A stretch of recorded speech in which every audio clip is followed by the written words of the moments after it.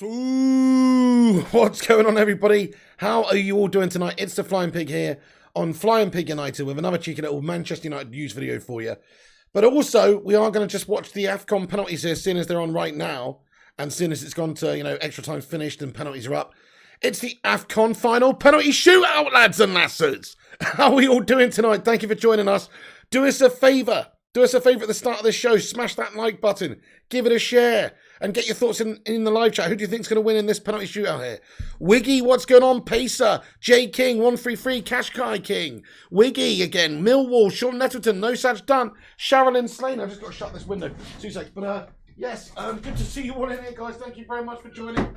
Do us a favour if you haven't done so, and smash that cheeky little subscribe button as well. Anyway, right, guys, get in there, Kungshi. How you doing, my son? And Jay Garth, Sherilyn Slaney, Mark Coughlin, Madhouse. Everyone, thanks for joining. I'm going to wait for the United news, to be fair, in 10 minutes or whenever it's going to be. We're going to get into all the latest of what's going on at United, of course. That's what this show is. But just seeing as the Afcon final is on right now, it would be very rude not to watch it, wouldn't it? So we're watching that, guys. It's about to get underway here. Let me just make that small so I can get the chat up at the same time. Yes, there we go. Mandible Claw, the like button. Thank you so much. Mommy! Thank you, Gungshi. Appreciate that. Everyone, how's your day been? I hope you all had a great day. Yeah, just Senegal needed 6 for. Yeah, I tell you what, Egypt's goalkeeper doing absolute bits as he has done throughout throughout the last few games, really. Guy's been bossing it. Hey, what's going on there, Jay Garth, my son? Exclusives in here as well. Great to see you, mate. Thank you, everyone, for joining us. Yes, who's your money on then, guys? Who are you going for in the penalty shootout?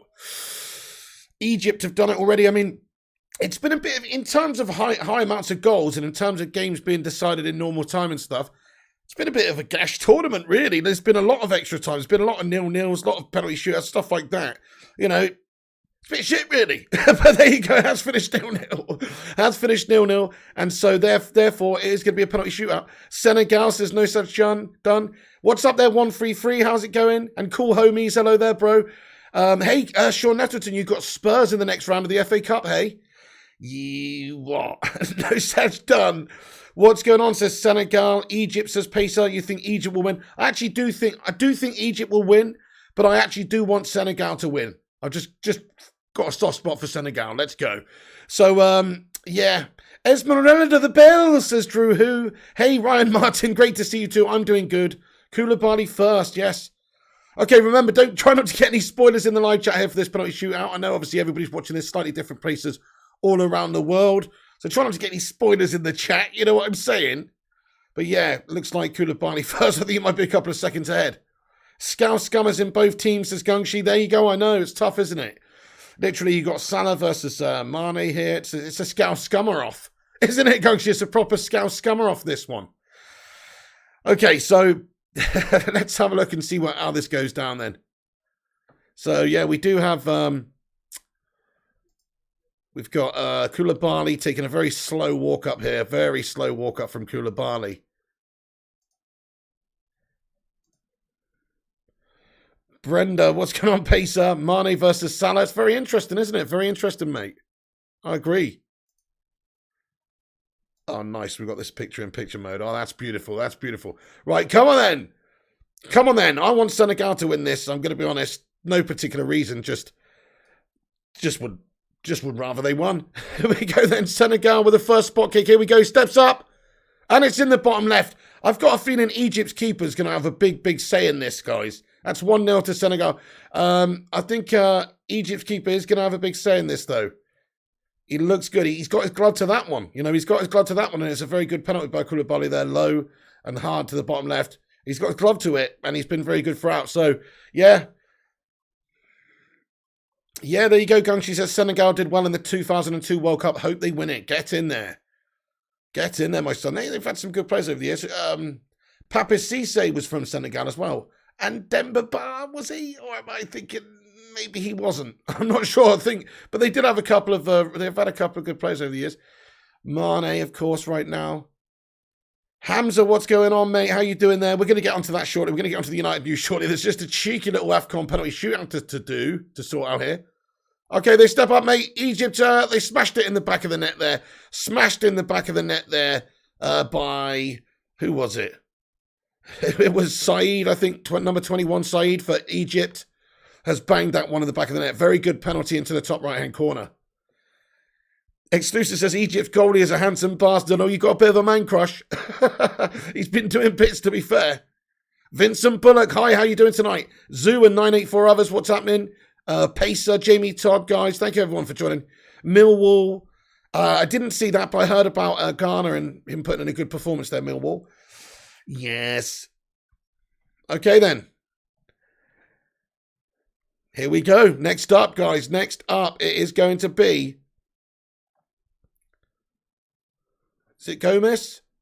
Oh, it's a good penalty to the bottom left-hand corner there. It's actually Diallo, my bad. Diallo has put that one to the bottom left-hand corner. He's geeing up the team. Come on, lads, he says.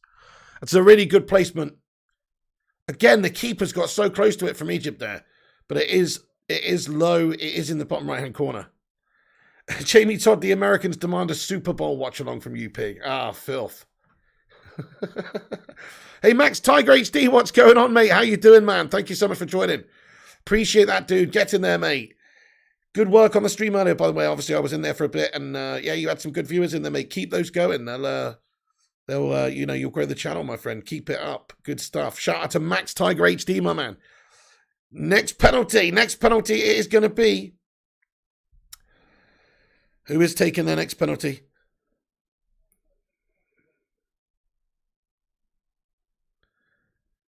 I think it's Mohammed Ahmad Al-Said Abdelmanam, I think. And he puts it... Oh, he's hit the post, guys! He's hit the post! Oh, it's hit the left post! Carlos Quiroz looking on in horror. And they've missed. Egypt have missed. Egypt have missed. And now Senegal have an opportunity. Egypt have missed, guys. It's Abdelmanam Al-Said Mohammed Ahmed who has missed. Also known as... Whatever it says on the back of his shirt there, I can't see. But either way, yeah, maybe it's not that. Anyway, crikey, he's missed it, guys. Ooh, oh no, Sing Games, your car died. Oil pump seized my engine. Oh no. Sing Games, that's absolutely gash-tastic. Let's get some love hearts in the chat for Sing Games. That is a gash day, lad. Wow, this exclusive. Yeah, next one gets saved, says Lucy McNicholas. You think? Here we go. Run up. Here comes. Coming in there. And, oh, it's a great save. It's a great save there by the Egyptian keeper. Get in there. That's a wonderful save. Good call. Wonderful save there. And he's been fantastic throughout. And what did we say at the start of this penalty shootout? The Egyptian keeper may well have a say in what goes on in this because he has obviously performed pretty fantastic last few games. And look at that. It's a great penalty stop. It really is. It's a great penalty stop there, guys, denying Sarr. What a great penalty stop.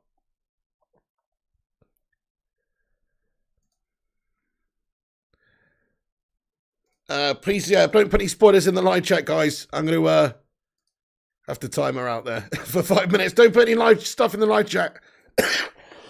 Everybody's watching this all around the world. Remember, different times. Okay, next up, Egypt with the next penalty. Oh, it's a cool penalty to the bottom left-hand corner, you know. Very, very good penalty there, my man. Not too sure who took it. But it's number 28. Who's number 28? Mahani, number 28. 55 likes. Get in there, Vincent. Thanks everyone who's dropped the thumbs up. Please do smash that like button if you haven't done. Yeah, we're going to get into the Man United news in a minute. Just wanted to watch this in as I was watching the game. And it is currently 2-2 after 3 penalties each in this Afcon final penalty shootout. Next up, guys. Next up, we are going to have...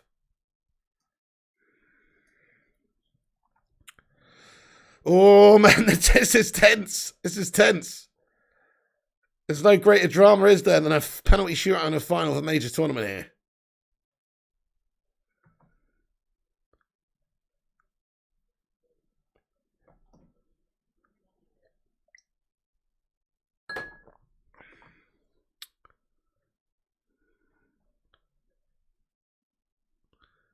Oh, and he's binged it into the top left-hand corner, my friend. What a strike that was. And it was Dieng, who has put that into the top left-hand corner there for Senegal. He smashed it right under the roof of the net, actually. Very decent penalty there, hard to stop, got a lot of power on it. And it is in the back of the net there. Oh, come on, Senegal. Come on. Next up, it is going to be for Egypt. Is it Mo Salah, is it? No, it's not. It's going to be number 18, which is Ahmed Abdelmanem, who's going to be stepping up for Egypt. Up against Mendy in the goal for Senegal. He steps up, he takes this one up. Saved by Mendy, guys. Saved. Denied. Access denied. Oh, my goodness me. Carlos Queiroz looking on in disgust, mate. And that is a good penalty stop there, down to the bottom right-hand corner there. And it's a very good dive. Come on. Get in there. They're fucking loving this. They're absolutely loving this. I'm watching on the BBC, Randall Lewis.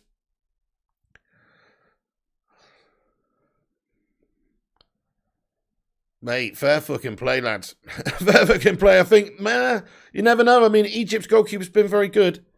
But big save that was there from Mendy. Big save. Flabby Jesus, pens intense. Definitely. This is intense stuff right here. Crikey, mate. Okay, it's going to be Mane stepping up for Senegal. Liverpool player. And Mo Salah's just cut over to him. He's got his head in his hands. He can't even watch. Oh, my goodness me. It's down to this. Mane for, Liverpool scummer, of course. He spins the ball. He puts it on the penalty spot. Sadio Mane then for Senegal. Can he give them the league? Oh, it's a great penalty to the bottom left-hand corner, my son. And Senegal have won, mate. Senegal have won on penalties. The Afcon final. They are the champions of Africa. There you go. One blow from one Liverpool player puts another Liverpool player's team out. And we have new African champions, guys. It is Senegal. Congratulations. Congratulations to Senegal. Sean Nettleton's won 630 quid. Get in there, Sean Nettleton, man. That's awesome.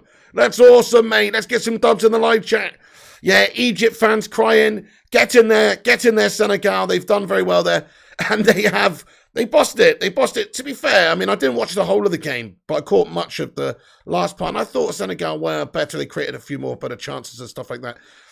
I thought Egypt's goalkeeper had a very good game and stuff like that. So I think the right outcome is the right outcome in the end. But what a penalty that is. I mean, that is an absolute penalty and a half there by Mane, to be fair. What a penalty. Side netting, says 133. Yeah, you can't get more definitive winning penalty than that. That's pretty impressive. That is pretty impressive. Wow. Okay, then. And they're celebrating like madmen, and rightfully so. Get in there. Fair play. Congratulations, Senegal. Yeah, let's get a hashtag congrats Senegal on the live chat. Craig Edie says, well done, Senegal. Great tournament. They've won. Yes, they deserved it, says Madhouse. Batman Knight fan, congrats. Right. Brew Cooper, what's going on? Guys, thank you so very much for getting in here. I really appreciate you for stopping by. Do us a big favour now. Drop that thumbs up button on it.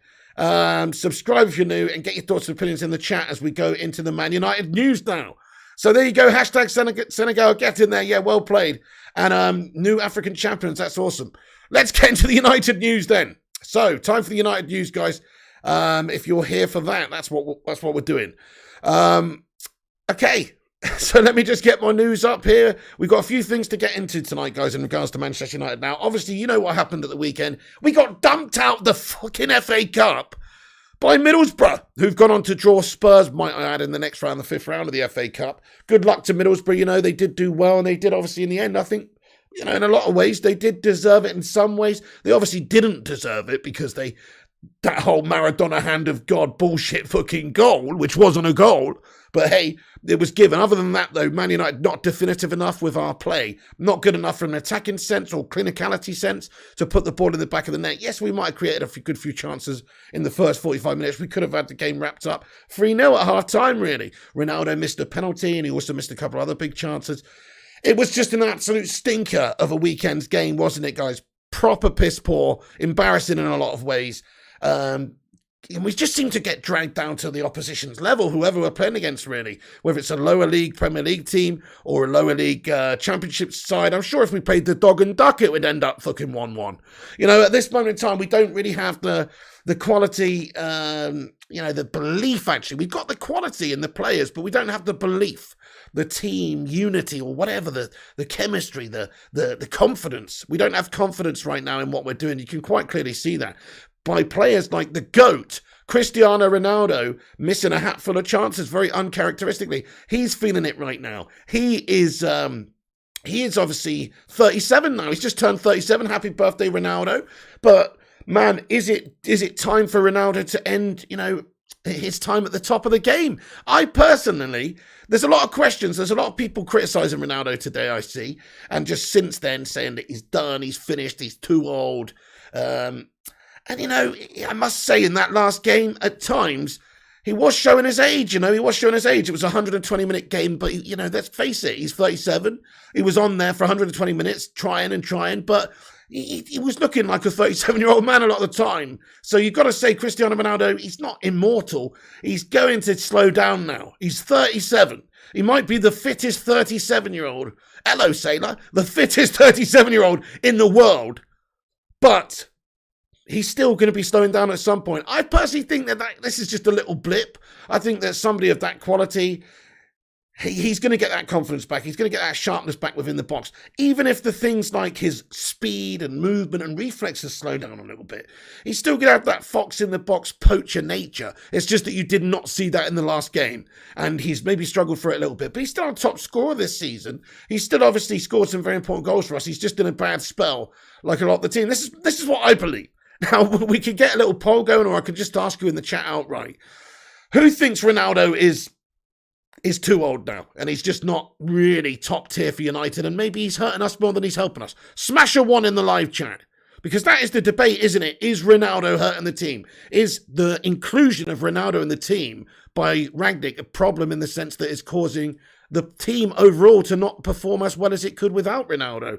Smash a 2 in the live chat if you still think that Ronaldo is the man, that he is still the GOAT, even at 37 years of age, and he can still score a shitload of goals for Manchester United if we can get this whole team, and him, of course, back to having the confidence and belief that we can actually go out there and tear teams apart. Because United at home, we should be a fucking force. We shouldn't be turning over to teams like Middlesbrough. We should be a force, especially at Old Trafford. We should be scoring 5 against Middlesbrough comfortably, confidently, with swagger. But unfortunately, there's just no confidence in the team. I think that's what it is, because you look at the team sheet in that game, right? And it's a strong team. It's definitely strong enough to beat Middlesbrough. One of our players is worth more than the whole team. Like, it's a strong team that we put out there. But still, there's something psychologically wrong with these players. Or, okay, tactically from Rangnick as well. You can make a point that maybe that's not quite there either. But what I would say is, we definitely did enough in that first 45 minutes to be 3-0 up at halftime. Rangnick can't get out there on the pitch and bang the ball in the back of the net for Cristiano Ronaldo, who's uncharacteristically having a stinker, can he? Hey, Nut, how's it going there, Nut? One of the long-time legends. What's going on, my friend? Hope you're doing well, Nut. And Solo, great to see you. How you doing? Big up yourself, my man. Hamza, Gungshi, Vic, C-Talentless, CJ's Bullies. Man, we've got loads of legends in here now. Jason Al, Mikato, Diego Smith, Daniel Barnes. Everyone, thank you. Sorry if I missed any overfloater. Do us a favor, drop the thumbs up on the video if you haven't done so. Let's get this to 150 likes. And also give it a share around on social media if you haven't done. That would be much appreciated. Get a few more legends in here. Boost us up on the YouTube algo. Right, so listen, we know Ralph Rangnick has only just come and he's not had a lot of time. But fucking manager bounce. I mean, I wouldn't say this is a manager bounce, is it? It's a manager fucking flop is what it is. I don't know. I mean, in all fairness, if you look at the league results, it's not the end of the world in the league, but the overall package here has not been good enough. You know, we drew, of course, against Villa, didn't we, in the league? Yeah, and we also we just had a couple of stinking poor results over the last few weeks that Rangnick's been here. Not terrible, but again, it's not exactly been a dream start for the guy. And so we've got to turn the corner, obviously. We've got Burnley coming up. I'm not fancying this game against Burnley. It's a tough game. Sean Dyche's men, they're fighting to save their asses from relegation there. They've been working all week, training, doing a lot of extra drills, and, they're a well-oiled machine, and Dyche's going to have them performing like absolute beasts. So, no, honestly, Man United can't be Middlesbrough right now. So what makes us think, really, that we can smash up Burnley? That's my only concern. It's like we are looking poor against almost anybody right now. We should definitely beat Burnley. We should definitely win. But the fact is, we are not a very well-oiled team at this moment in time. Back to Cristiano Ronaldo then. Let's get back onto Cristiano Ronaldo. So a little bit split in the chat, but I think most people agree, actually, that Ronaldo's still got the qualities. You don't forget what he's got overnight. He may well not be able to quite do it to the same amount of time on the pitch or to quite the same intensity. But you know what? I wasn't actually bothered. I just think it's a longevity thing with him. Over 120 minutes, of course, he's going to be shanked. He's 37 now, he's a thoroughbred. I consider him more of a beastly type physical sprinter of a man, not a stamina merchant, you know what I mean? So he's not going to be great in those instances. But for 70 minutes of a game, I still think he can absolutely be a danger for any team that he comes up against. He's one of the most professional players, which obviously bodes well for him staying in shape, staying fit. He has stayed in shape and stayed fit largely while he's been here at Manchester United, and there's no reason to doubt that. It's just that the team doesn't seem to perform that well when Ronaldo's in it. That's the weird thing. You could argue recently when Ronaldo's not played, we've been better. Like when Bruno Fernandes took the captain's armband in whatever game it was, and Ronaldo didn't play. It was a decent performance from the lads. But then again, this guy has done it all. He's the best player in the world. It's only a couple of months ago, he's doing what he's doing for Portugal, and everybody's in awe and mesmerised, and he's just a GOAT and everything.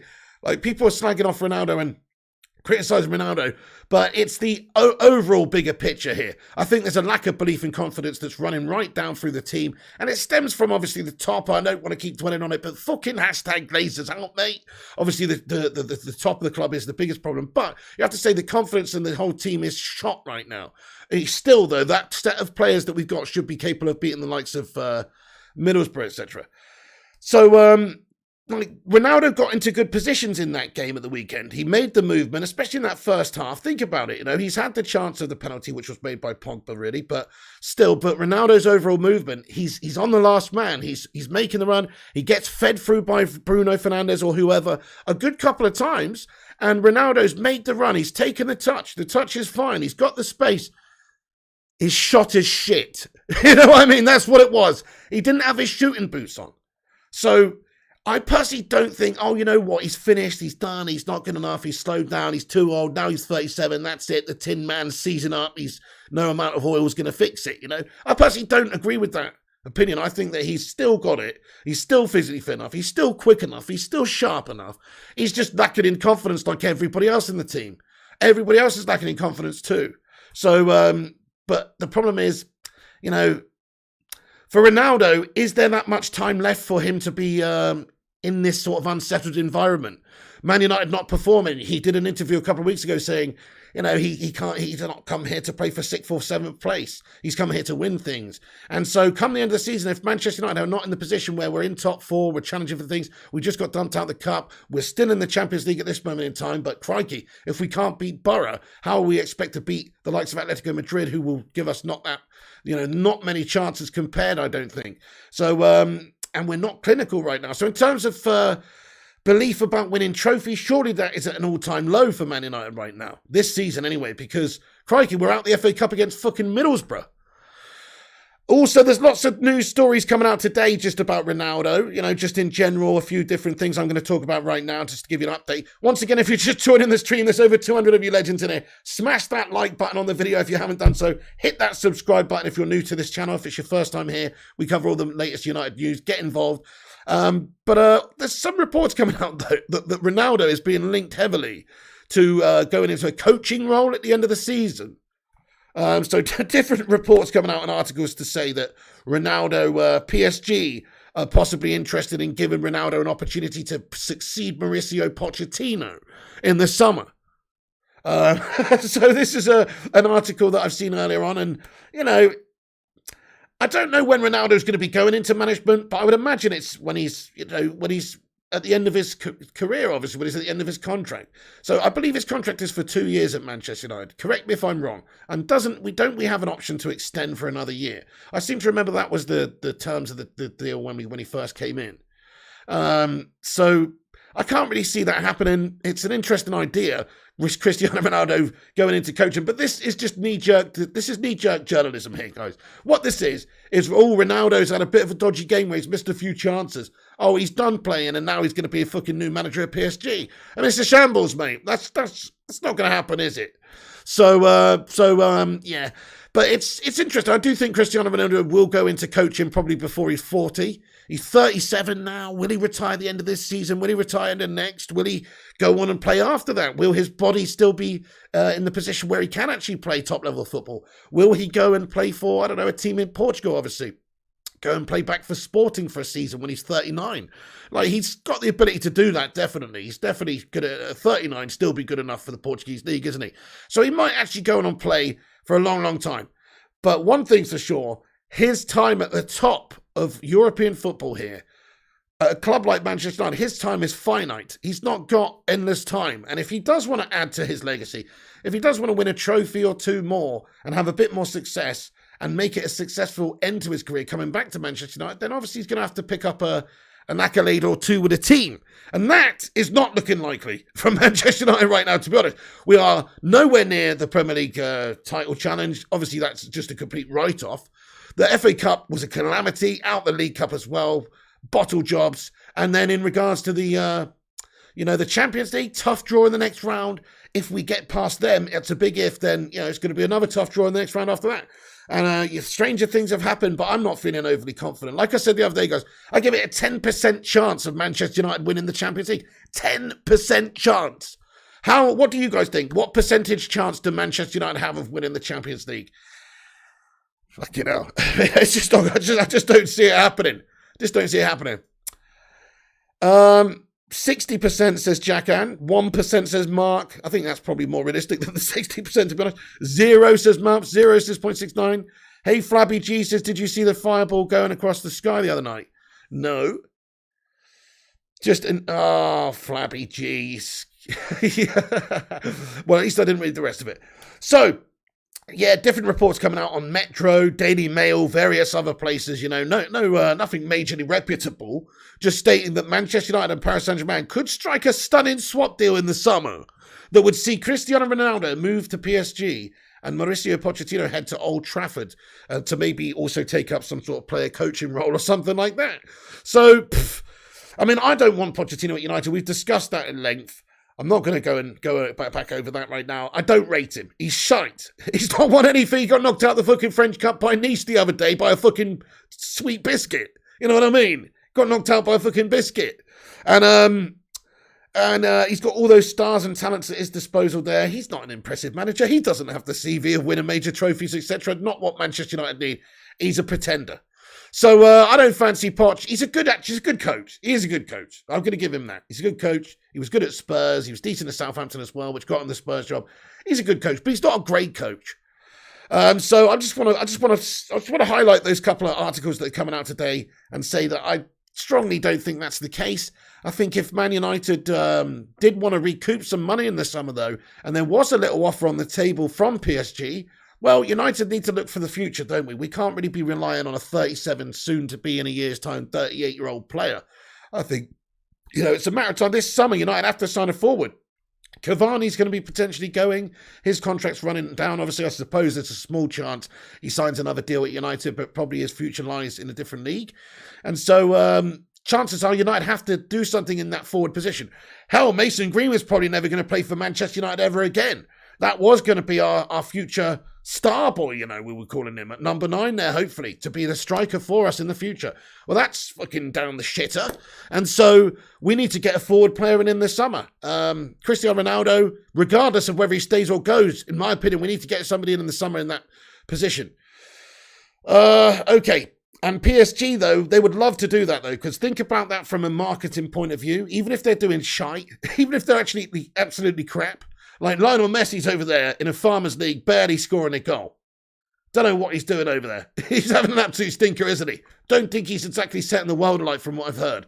Cristiano Ronaldo going over there, though, playing in the same team as Lionel Messi. I mean, that is what all us football fans have wanted to see that. I've talked about us having, like, I don't know, some sort of, they have like an All-Stars game in America for some sports. It would have been great if we had like a Premier League All-Stars versus La Liga All-Stars game once every season, like a Community Shield type thing, just before the season starts. Premier League All-Stars versus La Liga All-Stars. And then when they were in La Liga, would have been able to see them on the same team. I would have loved to. I'm going to be honest. Even though Ronaldo's here, I would have loved to see that from a football fan point of view, just to see Messi and Ronaldo play on the same team together. But anyway, they're both old as fucking it and be in the Farmers League anyway. So what's the point? What's the point? Okay, Cristiano Ronaldo has become the first ever. We're going to get into the chat in a minute, guys. Get your reaction to Ronaldo before we get on to the next topic. But before I get into the chat. Cristiano Ronaldo has become the first person ever to pass 400 million followers on Instagram a day after celebrating his 37th birthday. So today, he's reached 400 million followers. Isn't that insane? Isn't that insane? I mean, no wonder Manchester United wanted to get this guy to our club. He's literally the most famous, one of the most famous people in the world. He's got the most Instagram followers in the world. That's 400 million. Different accounts that follow Cristiano Ronaldo. Never mind the rest of them that follow him too, but don't follow him because they're fucking jealous or something. And they don't actually physically follow him, but they still fucking look at his stuff. There's probably 500 million if you consider that. So there's only 7 billion people or whatever in the world. That blows my mind. Anyway, so he's got 400 million Insta followers. We don't really give a shit about that, though. Neither does he in terms of the football pitch. You can tell by his post on New Year's Day and stuff like that. He's all business, Ronaldo. Yes, he is super famous. He is super, there's this lifestyle there. Like you're seeing today, videos surface of, Georgina Rodriguez, his pregnant girlfriend, surprising him with a 75k Cadillac Escalade for his 37th birthday today. Nice video. He's loving it. He's got a new car to add to as many fucking sick amounts of awesome cars that he's got. And they're loving it. But, that's what I'm saying. Like, there's a lifestyle and everything that goes with it, but he's all business on the pitch. He's all professional. And just because he had a bad game the other day doesn't mean anything. In my opinion, there's too many Instagram footballers in the Premier League these days. There's too many Instagram footballers at Manchester United. People that's been bandied around to people like Paul Pogba or Jesse Lingard or, whoever, Slappington Maguire or Martial. These sorts of players who have underperformed, and they're all about this social media profile and branding and different adventures outside of football with some Gash J Lane's clothing line and stuff like that. You know what I mean? Like, they're too focused on the other stuff. But Ronaldo, even though he is just ridiculously followed on Instagram, he's all business, isn't he? Yeah, I know what you're saying, Malp. Social media United FC. That is what it's like. That is what it's like. I think that's why you could see Pogba sign a new contract at the club, because he's got fucking 40-odd million followers. And the club knows that they have the reach and this branding and the potential to make more money. Okay, so let's get into the live chat about Cristiano Ronaldo, guys. What's your thoughts? I'm just going to spend a couple of minutes on this topic before we get into the rest of the news. Just before I do, I mentioned Anthony Martial there. Well, Sevilla's manager took him off the pitch, I think, in the last game, or said something afterwards. Yesterday, he had his debut for Sevilla. Apparently, didn't really impress. He is obviously quite rusty. He's not had much game time. He hasn't played a lot for Manchester United. He's going over there to get game time and get fitness, so hopefully we see him do well. It's not a good start for him there, though, is it? The manager coming out afterwards, quoted as saying, Tony's got to do a lot more. It's like, fucking hell, classic Tony Martial, isn't it? Classic Tony! But anyway, let's hope he does revitalise his career over there, but it's not a great start. Right, let's get into the live chat, guys. Get your thoughts in about Cristiano Ronaldo, please. Have your say. Get in there with your opinions. And do drop the thumbs up on the video as well. Give it a cheeky little like. Boost us up there on the algorithm. Help us compete against the clickbait merchants, charlatans and corporations. And also give us a follow if you're new. Hit the subscribe button. Get involved. You only need to be subscribed for 1 minute to have your say in the live chat. Do have your say in the chat. Get involved. We want to hear from you. It's not Ralph Rangnick's fault, says Batman Night Fan. I don't think so either. And on that occasion, he set the team up to do the business, and we should have been 3-0 up at half-time. And, okay, maybe later on in the game, there's maybe a bit more we could have done, but they just looked out of it, didn't they? They just didn't really look in a competitive mood, especially in extra time. That was one of the most mundane extra times I've ever seen. Often extra time is mundane because all the players are absolutely shagged out after running around for a fucking 100 odd minutes. But that was particularly mundane. There was just no fight in us whatsoever in that extra time. Yeah, Patricia O'Driscoll says Ronaldo is still thumbs up with the right players around him. Yeah, I mean, the thing is, though, in the last game, I can't really criticise the team for the service to him. All season long, I would have done that. I think the service to Ronaldo has been piss poor for most of the season long. We've really struggled to just get that transition from, midfield into attack and get the ball forward to Ronaldo. Bruno did it fantastically in that first half at the weekend. Amazing. Grabs the ball in midfield, drive and run forward. Ronaldo makes the run on the last man. Bruno feeds the ball in. Good couple of times, he did it really well. Just Ronaldo didn't take his chances in that game. So but he's entitled to a one bad game every now and then. Yeah. Martial is lazy, says J. King. Lazy Martial, says Airborne Assassin. Well, it's not a good start for him over there at Sevilla, but hopefully it's not a case of being lazy. Hopefully it's just a case of him being a little bit, lacking the match sharpness, match fitness, all that kind of thing. But yeah, I didn't watch the game, but I don't think their manager, it seems like their manager wasn't exactly overly enamoured with it. Sing Game says the best days was the days shown in the photo under the chat. Plain kits, no sponsors, no Instagram. Hard-working man, willing to fight for the death for United. Thank you so much, Sing Games, for highlighting that, mate. Yes, guys, so today is the 6th of February, obviously.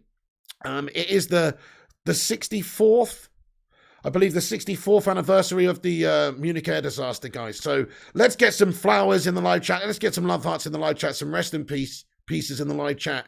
And, they'll never be forgotten, guys. Obviously, that's what Sing Games is on about. These people, they gave the ultimate for Manchester United, really, in the end. They gave their actual lives for Manchester United. And he's right. No sponsors, no corporate rubbish, no nothing. Just fans, just the team, just the players. Manchester United, that's it. So, yes, mate, well said, Sing Games. Well said, Sing Games. I couldn't agree more. Never forgotten. Absolutely, Ryan Martin. Rip to the babes, says OP Dragon. I didn't say that, Dave Keating. I said rest in peace, mate. I said get your rest in pieces in the live chat, meaning you know what I mean. The plural of, just forget it. Brendan Rodgers will be a free manager soon, says Scouser on the Wirral. Yeah, mate, I don't want fucking Brendan La. No, seriously, I really don't want Brendan Rodgers. So, yeah, he may well be getting sacked off there, but in my opinion, we shouldn't touch him with a bloody barge pole. As an ex-Liverpool scummer, of course, and somebody that doesn't even impress me that much either, to be fair. Thank you for all the love hearts coming in there for the Busby Babes, guys. Absolute bloody bunch of legends you are. Right then, so, guys, I'm going to get into the rest of the Oh, sorry, I'm going to read this coming out from Legend By, actually. He says, since Ronaldo came, our team's played shite. Yeah. I'm going to be honest, I don't know if it's a coincidence. I said this in my watch-along yesterday. I honestly believe if Manchester United did not sign Cristiano Ronaldo in the end, let's just say that whole thing didn't come up where he was going to go to City or there was that link with City. So Manchester United felt like they had to sort of swoop in and sign him. Let's just say that didn't happen and he stayed at Juventus, say. Well, Manchester United probably would have signed a midfielder. I'm pretty sure Ollie would have been given a midfielder in the summer. We, in the end, spent those funds on getting Cristiano Ronaldo in, big wages. Okay, not the biggest fee up front, and we did recoup a good bit of that money back as well, but they still invested a lot in Ronaldo there, and they got Sancho, and they'd got Varane. So after they'd done that, it was very unlikely that they were going to get a midfielder. They should have done that. But I think the reason we didn't get a midfielder as well as is because we just signed Ronaldo and we spunked all our money and they were not prepared to spend a single penny more. In reality, if Manchester United had just gone into the window and bought a midfield player, say Ruben Neves, somebody like that, then yes, I do actually believe Ole Gunnar Solskjaer might still be in the job right now and Manchester United might be like, I don't know, third or second or something like that. You might call me stupid for saying that, but I think that these margins in this game, some of these key decisions, obviously, it's at a crossroads. There's a crossroads, and you make a decision, and this key decision takes you down this path, and this key decision takes you down that path. And the key decision was, we're not buying a midfielder, we're going to go and pinch Ronaldo.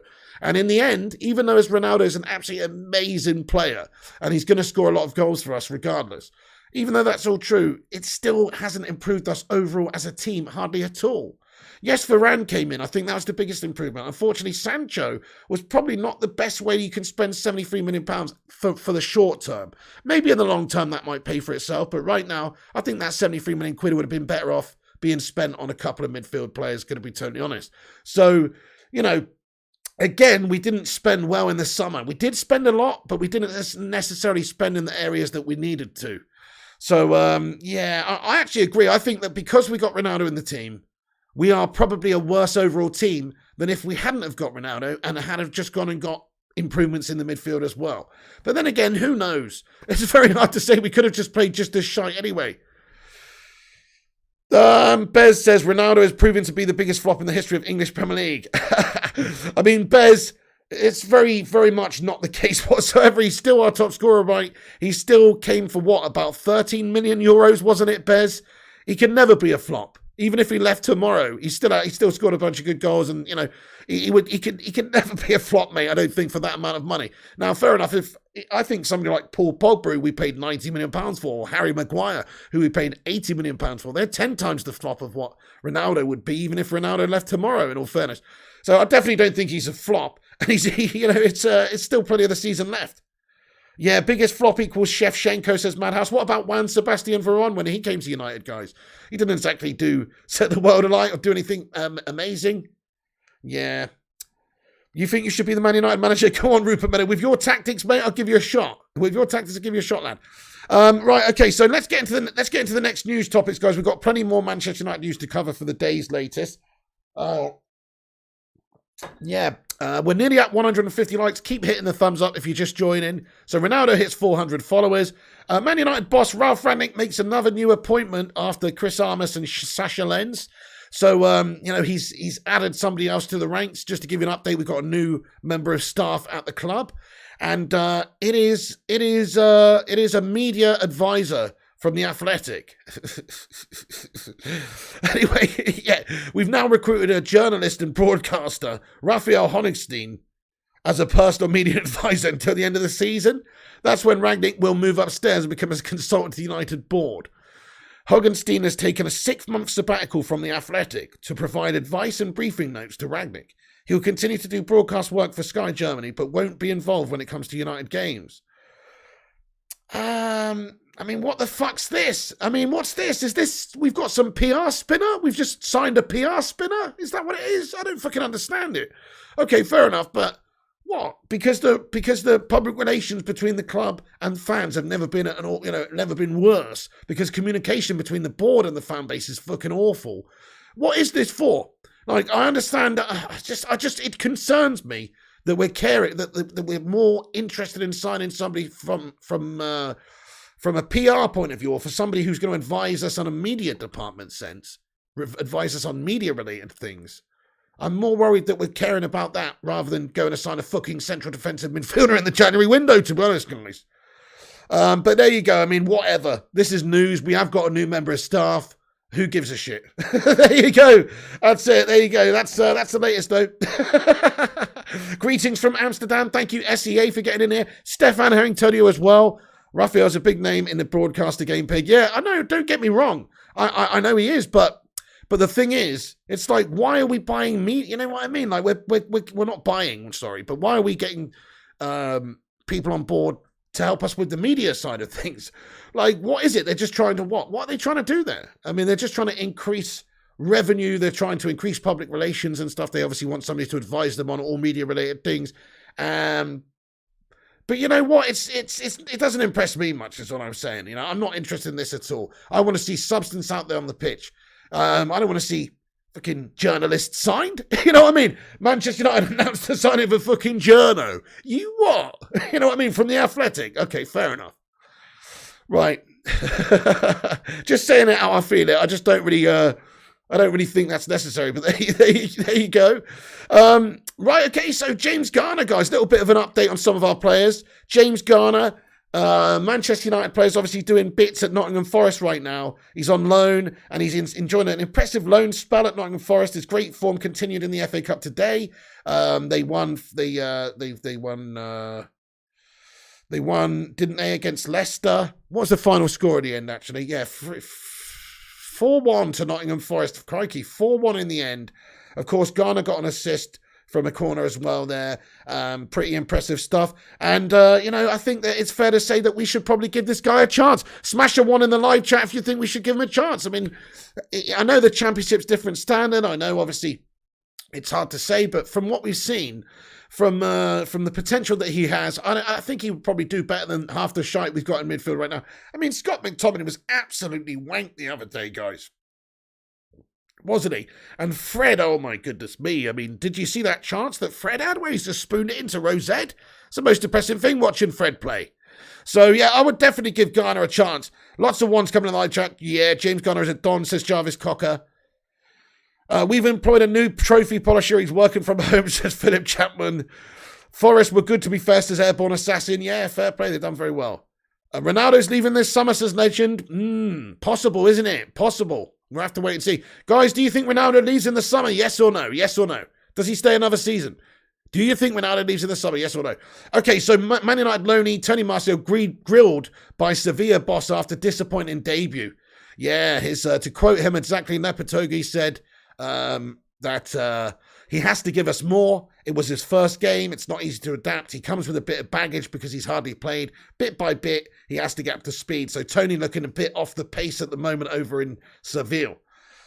That's a bit of an update just for a couple of our loanees. Also, Ander Herrera's comments on United return after snubbing Tottenham transfer. So on the last day of the transfer window in January, it's understood that Tottenham tried their luck to sign Ander Herrera, but ultimately were turned down because PSG said because apparently he'd only return to play for Manchester United. If that was the case, when he left, he said, "I want to say thank you to everyone. I hope the supporters I've all appreciate that I always try to represent every single Manchester United fan in the best way on and off the pitch." And he said, "I hope when I come back to see the club and see the city, I will still have the fans' love and support." And basically, he uploaded a image to his social media account with a caption that said, "Rainy session. These days make me feel like back in Manchester." And Rashford responded. They had an exchange in 2020. This wasn't recently, by the way. This was in 2020. Rashford responded, bro, get yourself back to Manchester. You know what I mean? And he said, all the best, kids, smash it. So then it goes on to say, basically, it's just an understanding that Ander Herrera would quite be interested, to join them. And this is more comments from Ander Herrera here. To quote him, it says, when I look back a year ago, my intention, this is after he left in 2020, he said, my intention was not to leave Manchester United. He told ESPN, I had some different opinions with the board, but I respect them. I respect them a lot. They do things for Manchester United, and I disagree with the people who say they don't. They really suffer when things don't go well, and they really fight to bring Manchester United back. I disagree with some of the decisions they made, but this happens in football. It happens in every company. Apart from that, I respect them. I had a great relationship with Ed Woodward and with the owners when they came, so I have nothing to complain about with them. All right, get out, Ander. Anyway, he said, Solskjaer did do a lot for me to stay, but things did not happen. They arrived late, United arrived late, and by then I had already made the decision to play in Paris. So, just some reports coming out about Herrera maybe being linked to Manchester United in the summer. I was just wondering, how many of you would take Ander Herrera back at the club? Smash a one in the live chat. I absolutely would. I think he's not the greatest player in the world. He's not the most, exciting or the most impressive, but he's better than all the shite we've got in the midfield right now. And just in terms of what he gives you and his effort levels and being consistent, like he was definitely consistent compared to the shite we've got now. So, we could do a lot worse than Mr. Ander Herrera. A few twos coming in here, live chat, couple of ones. Yeah, fair play. Most people probably would have him back. He's on like 250 grand a week, though. That's one of the biggest problems there. Right, FA Cup draw. Middlesbrough get home draw against Spurs. Huddersfield beat Barnsley on Saturday and will face Nottingham Forest. So that's good. One of those teams is going to get through to the quarterfinals after that. Fifth round ties will be played the week commencing February 28th. We don't give a shit anymore. Liverpool beat Cardiff, by the way, and have been drawn against Norwich City. West Ham, who were almost eliminated by National League North side Kidderminster on Saturday, travel to Southampton. Yeah. Anyway, we don't care anymore. We're not in that, but I just hope Liverpool don't go on and win it, guys. That would be shit. They've got themselves a plum draw, obviously, in the next round. Well, not that much of a plum draw. It's still a Prem team. But let's face it, they might as well be a Championship team. So, hopefully Liverpool don't go on and lift it. That's all I'm saying. They probably will, won't they? The bastards. Anyway, Right, also, Manchester United, this is just a little bit of transfer news that's come out today. Manchester United are set for a battle with Arsenal, apparently, for the signature of Isak. So, Isak was linked to Arsenal in the last January transfer window, 22-year-old striker. Well, we've talked about our importance and our need to get a forward player in at some point because Ronaldo's getting on, Cavani's leaving in the summer, Greenwood might be going to fucking Wormwood scrubs. We've definitely got to have a look at a striker, a forward player. So we're now being linked with the player, 22-year-old Isak. He's been heavily linked with Arsenal. Just thought I'd mention it. I mean, there's nothing to talk about in terms of transfers. It's February, but there is a link with Isak, and I do rate him. I do think he's a very good young player. He's 22. So, somebody that maybe would be a good addition to the side, but again, doesn't really rev my engine too much, doesn't get me excited. We need something better, in my opinion. This is Manchester United. Let fucking Arsenal have. He's an Arsenal player, isn't he, in my opinion? He is a good player. He is a very good player, but come on. Don't United need a little bit something better than that right now, than an Arsenal player? Right. Hey, Rushmano, what's going on, my man? Thank you for getting in here. Gives us a like update. Says we got 153 likes. Get in there, everyone. Thank you for hitting the thumbs up button. Really appreciate it. Do drop a thumbs up and subscribe if new. Let's see if we can get 200 on the stream. Right, so let me just give this a refresh. Okay, that's pretty much it, guys. Just to give you a rundown then, Ronaldo has turned 37. He's hit 400 million followers on Instagram. His missus has bought him a Cadillac Escalade for his birthday. And there's big talks, there's big concerns at the moment around the fan base and behind the scenes about Cristiano Ronaldo and whether or not he's still at the cutting edge of being a proper, top Premier League striker. I personally think he is. I personally think he can be that fox in the box for us, at least for this season. But the last performance, he's going to have to shake off that terrible performance, really, because that's what it was. From his standards, by his very high elite standards, he'll be ashamed of that performance yesterday because he knows he had the chances. It's not a case of, the team's not bloody creating for me and I'm frustrated. He knows he had the chances. He had a hatful. So he'll know. I think this will make him even more determined this season to just prove everybody wrong. You can see the frustration on his face. You can see the sadness on his face when the whistle's gone and we've lost and we're out the penalties. You know what it means to him. He's a proper professional. But at the same time, he's got to perform, he's got to deliver, but I think that he will. Come on, he's the GOAT, for fuck's sake. He really is. He's the GOAT. He's one bad game's not any reason to panic, guys. A lot of people saying Ronaldo's done, Ronaldo's finished, Ronaldo's turned 37 now, he's too old. What a load of old shite. He's an absolute machine still. He's just lacking confidence like anyone. He's not quite in form. We talked about strikers over the past. Lots of all the best top strikers. I can't really think of anybody. Maybe there's a couple, but somebody will tell me in the live chat, maybe Ruud van Nistelrooy or someone, I don't know. But I can't think of any striker who hasn't gone through a spell of at some point struggling to score in several games in a row, whether it's 5, whether it's 10. It wasn't that long ago fucking Slabby Kane couldn't get one for 10 games. Shearer went fucking 20-odd in his career before, I believe, when he was at Southampton or whatever, not scoring. People have goal-scoring droughts, and they get over them. And this isn't, I wouldn't even necessarily say it's a drought. He's just not exactly setting the world alight last few games. Che Gill, thank you for the 179 super chat. He says, FIFA today, Piggy Bro. Absolutely, my friend. We'll be on in just over an hour. Playing some FIFA action, lad. Playing Foot Champs for Sunday night. So, yes, come and join us in an hour after this stream. Ronnie to play for OAPFC, says Stefan, with the Zimmer frames and all. It's like that scene in Father Ted, isn't it, with the over 75s indoor five-a-side league. Tell you what, he truly would be a machine for over 75 league, I think. He'd be the fittest 75-year-old there was there. Got the movement of a 65-year-old,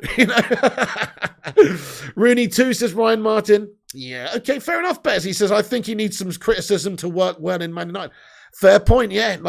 Okay, it's easier for him to pass the blame and pass the buck a little bit, which I think he has been entitled to do so with how shite the team's been performing behind him and lack of service over the last couple of months. But in the last game, that was not the case. So he also has to look at himself and say, yeah, that was also... he's lost in some ways. Listen, there's a lot of factors in that game why we didn't win the game. Obviously, the hand of God fucking bullshit decision for their goal was the biggest factor. But Ronaldo being toothless in front of goal and not taking his chances was the second biggest factor, in my opinion, why we didn't win that game. Really. He had the chances. He just didn't take him. He had a penalty. Elias Daniel Gonzalez, thank you so much for that, dude. He sent a $4.99 super chat as well. Thank you for getting in here, my man. He says, we will see a different Ronaldo after Friday's game. These situations fuel Ronaldo, and we know it. Greetings from the US. Mate, thank you, Elias. Let's get some US flags in the live chat for Elias Daniel Gonzalez. Thank you very much. So I agree. He's a very hungry individual, and he's somebody who's very, very determined. He's somebody that, he enjoys a challenge, and he's not shying away from a challenge. He will be desperate to prove everybody wrong, and I think he will. I still think, wow, this guy's one of the greatest. He's one of the most mentally strong footballers there's been as well, because, to get to where he is and to stay there for that amount of time, it takes an elite mentality, like just to get up and put in all the work, just as you did when you were a hungry 18-year-old, playing the game, trying to learn the game and trying to make something of yourself. Still to do that, and at his age and more so, staying for extra training, staying for extra physical therapy, extra, weight training, all the rest of the stuff that he does to keep himself in top physical conditions. It really is quite amazing, really. He's an elite level athlete, even at 37. Shout out Spark RL. What's going on, Spark? Thanks for getting in. Mark Wallace, J. Gill with those US flags. Get in there. Shikar Goblin says, we need a winger that can create like Sancho.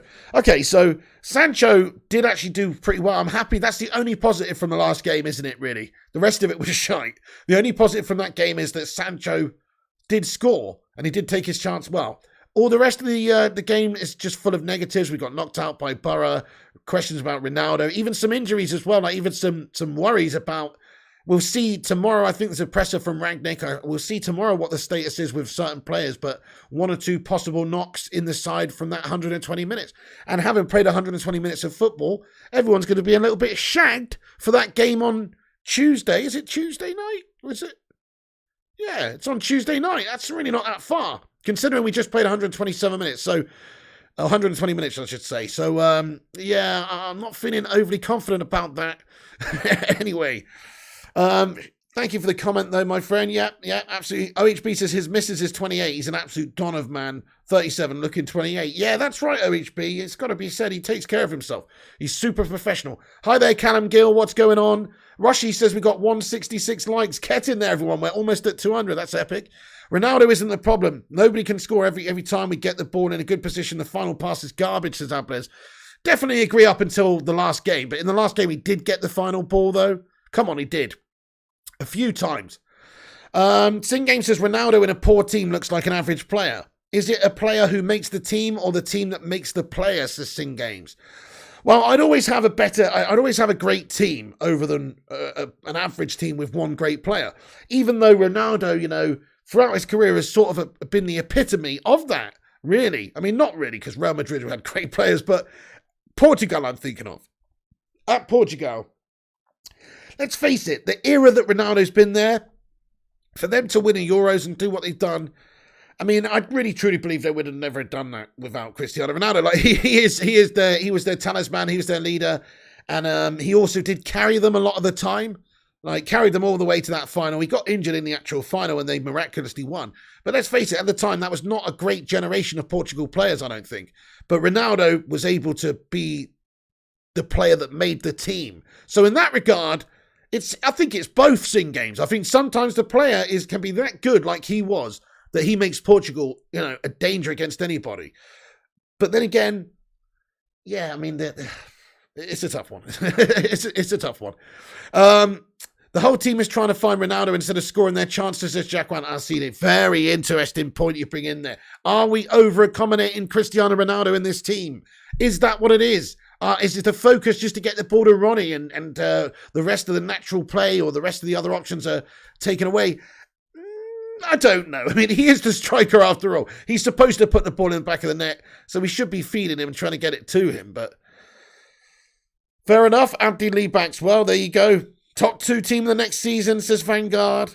Robin says, I think the role of the manager is in decline anyway. The day will come that job doesn't exist, says Robin. Quite interesting, mate. Quite interesting. Well, in terms of a manager or coach, it's already changed a lot over the years, hasn't it? It used to be, I guess the last manager to sort of... Well, Fergie was a very involved manager, obviously, but since that era, yeah, no, it's very much separate, isn't it? They used to oversee all different aspects of the club.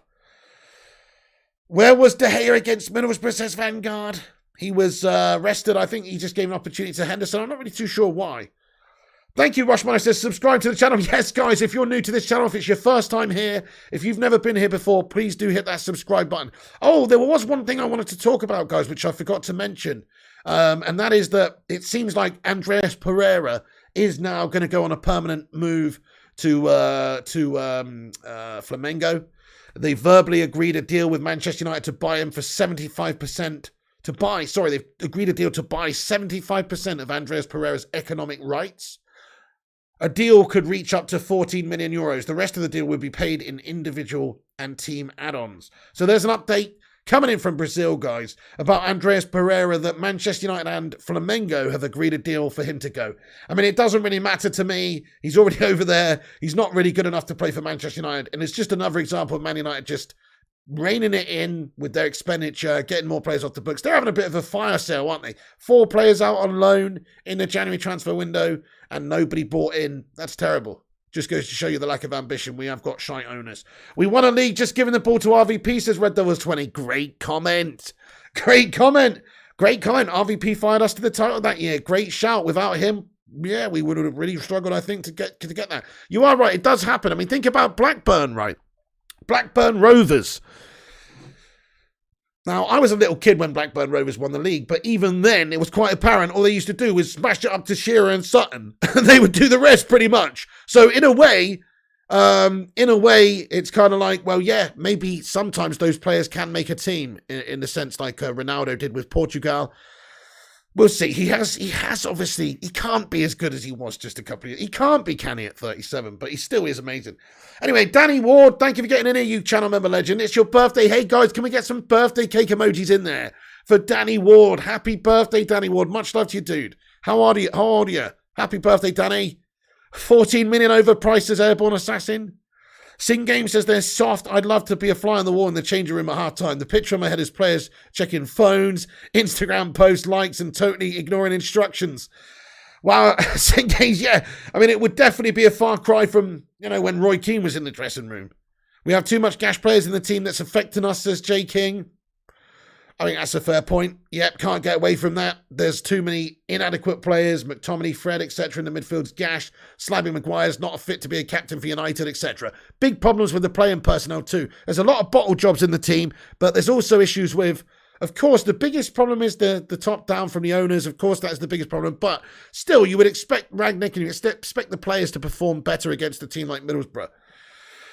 Yeah, we're just soft as fucks in games, mate. The whole of football's gone soft. You push somebody now and they fall around, rolling around like they've been shot. The whole of football's gone soft, mate.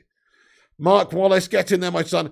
Blackburn had solid midfield and defence and an excellent keeper. Yeah, I mean, they did have who did they have in goal? Was it Flowers? And they had that guy who played for fucking Scotland, the centre back. And they had some other good players. But let's be honest, it was all about Shearer and Sutton, mate. Come on. They tore people up. They bang it up the pitch. Tim Flowers is a great keeper, Airborne Assassin, yeah. They bang it up the pitch and they get it to Shearer and Sutton, lad. Come on, the SAS. Colin Hendry, that's it, Colin. That's the one. Yeah, Gaza mugged him right off, mate. That's in Colin Hendry, the big blonde Scots dude. And, or ginger, whatever. I think he was blonde, wasn't he?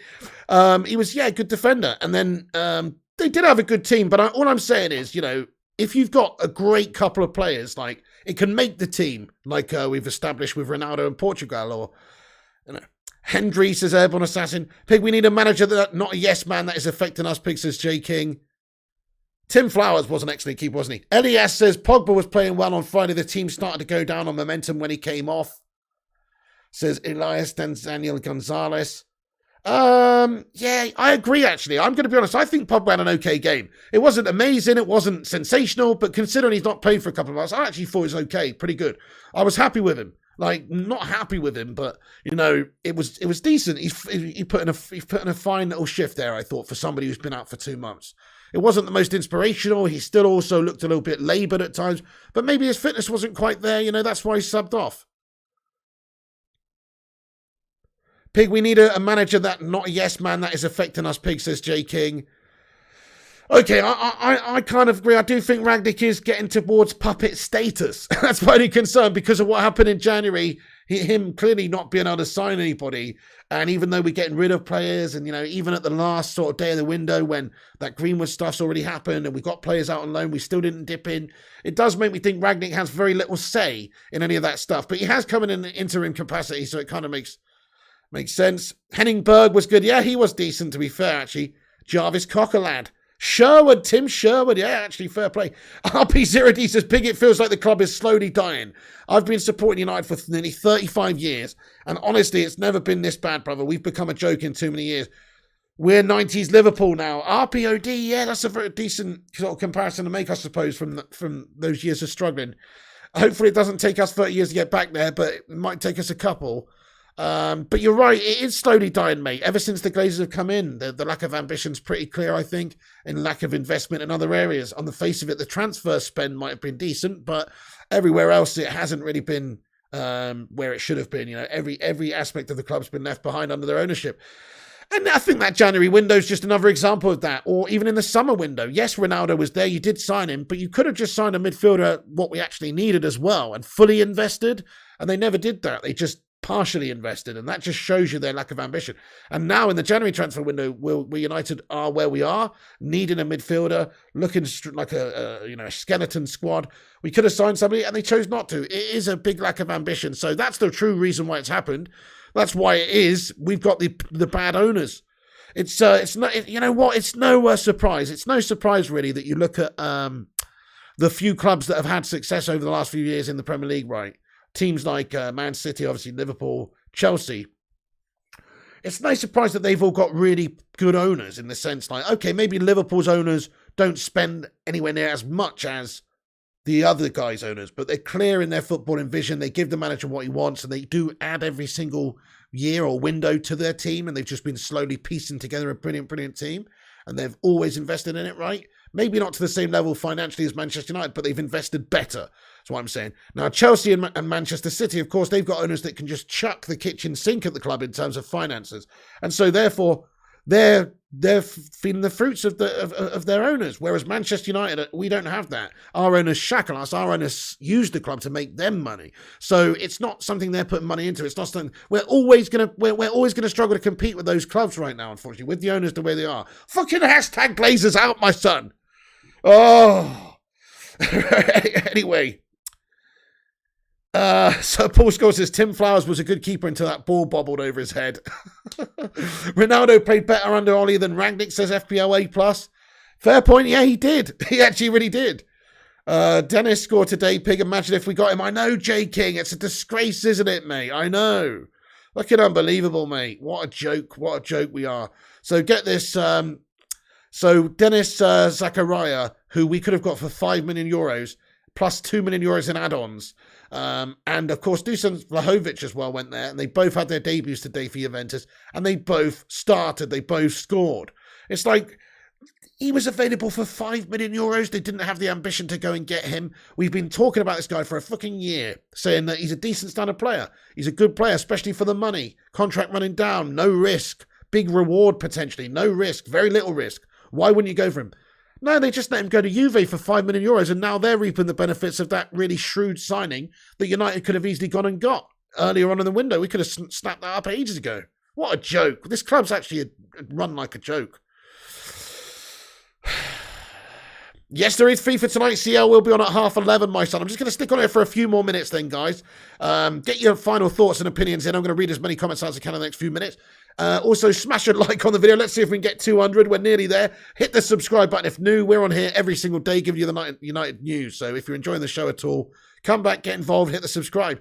We are run by Jokers, J King. There you go, Madhouse. Zachariah's instantly worth 20 million now. Yeah, he really is. He was actually instantly worth 20 million after the day they signed him up to a 3 or 4 year deal.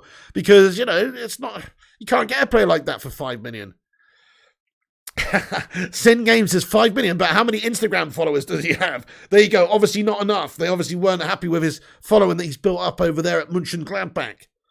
Tekken Fan says, do you think Rangnick lost the squad? I don't actually, Tekken Fan. You know what? I don't even think he's necessarily got the squad, Tekken Fan, to lose them. I don't want to be negative about Rangnick. He needs time. He's only just come in. But crikey, he came into a bit of a situation where there's different cliques going on. I mean, he's saying stuff. What's going on? Like, either he's just complete no nonsense, no bullshit, and he's not prepared to pander to these prima donna players' needs. And so he's saying things like, oh, Martial didn't want to play. And so we didn't, you remember when he said that? And then he came out, Martial put a post saying, oh, no, I've never said I would never play. And then Rangnick said, oh, it was a miscommunication, and we sorted that out. And then the Jesse Lingard situation where he's like, needs to clear his headspace for a couple of days. And Jesse said, I don't need to clear my headspace for a couple of days. Maybe what it is previously, the previous regime's just been pandering to these prima donnas, in all fairness. And maybe Rangnick's a no bullshit, no sort of nonsense sort of guy. Possibly. That's one of the possibilities why we've been seeing some of these weird stuff going on with players saying one thing, the manager saying another. But also maybe it is because, I don't know, he hasn't got the dressing room. You know what I mean? Like, the dressing room's so disillusioned as it is and so split as it is. Like, going into that to try and actually get that to gel, man, that's a tough job for anybody. It's a tough job for anybody. So I just don't know if he's even got them to lose them, if you know what I mean. Like, he's only in here for 6 months as an interim as far as they're concerned. It's not necessarily the best thing, is it? Imagine, it's kind of like if you're at school and you've got your teacher for the term and you've got a substitute teacher in for just a few weeks.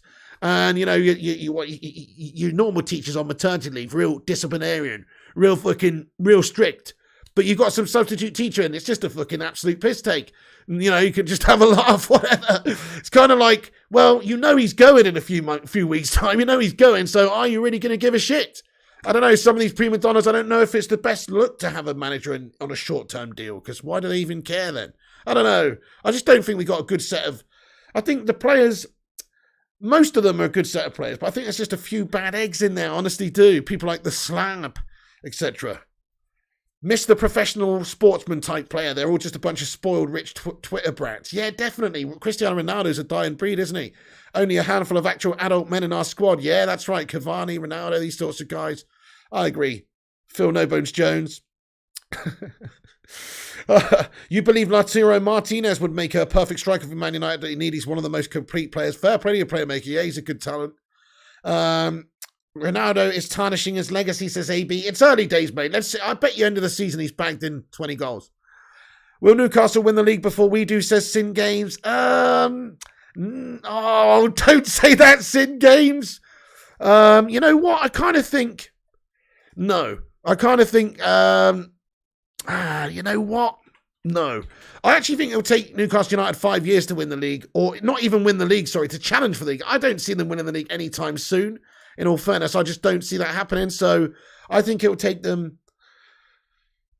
Well, if they survive this season, next season they'll be able to buy, in the next window they'll be able to buy a slightly better standard of player just by having that, that safe solidity to have Premier League football next season. In this Jan window, the players who sign are sort of signing with the small possibility they might be playing in the fucking Championship next year.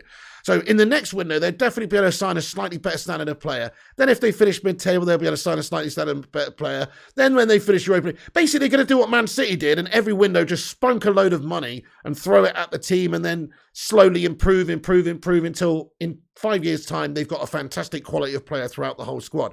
So they're going to be undeniable at one point just because of how much money they've got behind them. But I think United are going to win the league before them. Hey, Devils United, what's going on there, Maisie? How you doing? Thank you very much for getting the stream. Absolute legend. Enjoyed your stream earlier. Shout out to Devils United. In fact, you know what? Devils United. Let's do this for a sec, guys. If you don't know Maisie, she's on some of the fan panel shows we do. She's a very nice girl, and also she's very knowledgeable about Manchester United. She covers United and the women's team as well. I'm just going to pop a link in the chat here, guys. Go and check her out because she's 2 away from 500 subscribers, So I'm going to go sub to Maisie. Shout out to Maisie, by the way. She's on some of our fan channels. She knows her stuff about Manchester United. I'm going to pin her at the top. Check her channel out, guys. Let's see if we can tip her over to 500 subscribers, guys. Anyway, let's get back into the comments for a couple of minutes. Then I'm going to have to wrap this video up. Dara Azizi says Chelsea did the same. Yeah, they did. That's it. Bit by bit improvement. Spunking the money raw right at the start as well. And then every single window slowly improving. Whereas United are not doing that. United are on a decline in terms of like where our ambition is from our owners. We've just discussed Chelsea, City, Liverpool's owners obviously being much better owners in terms of having ambition than Man United's owners. Well, Newcastle's another one now. We used to be on par with them with fucking Mike Ashley being there. But now, unfortunately, even they've got much better owners than Manchester United do.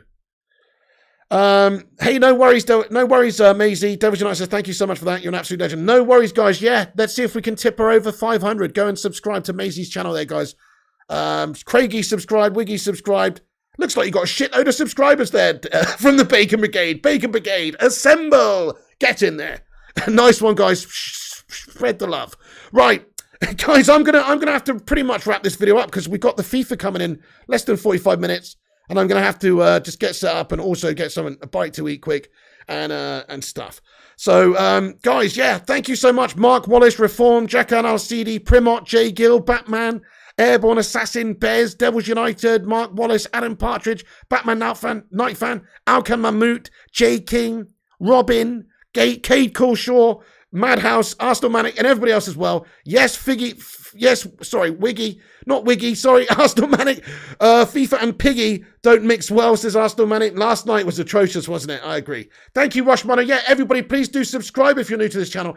Hit that like on the video if you haven't done so. And also, check out the website, unitedflyinghigh.com for your latest Manchester United news. Thank you, Andrew Cos, Jay Gill, Batman Night Fan, Playmaker, Airborne Assassin, Craigie, Madhouse, Sin Games, James Burring, Chrissy J, Obizzy the Beast, Jarvis Cocker, Mikato, Playmaker, T-Mill, Reform, and everybody else, all legends. If you enjoyed the show, drop a like and all that. Click the post notification bell to get notifications when we post and go live. Come back after this video is finished. Pop your comments and thoughts about anything we've discussed in the live chat. Do you think Ronaldo's still the GOAT? Do you think he's still good enough for United, or do you think he's on the decline? We've heard my thoughts, but if you want to get your thoughts afterwards, please do come back and get your comments in the not live comments after the show's finished. Follow us up on social media as well at Flying Pig United on Instagram, Facebook, Twitter, and TikTok at Flying Pig United. And I'll catch you on the next one, guys. See you in about 45 minutes for FIFA. Thank you all for watching, and I'll see you soon. Come on, United, sort your bloody tits out!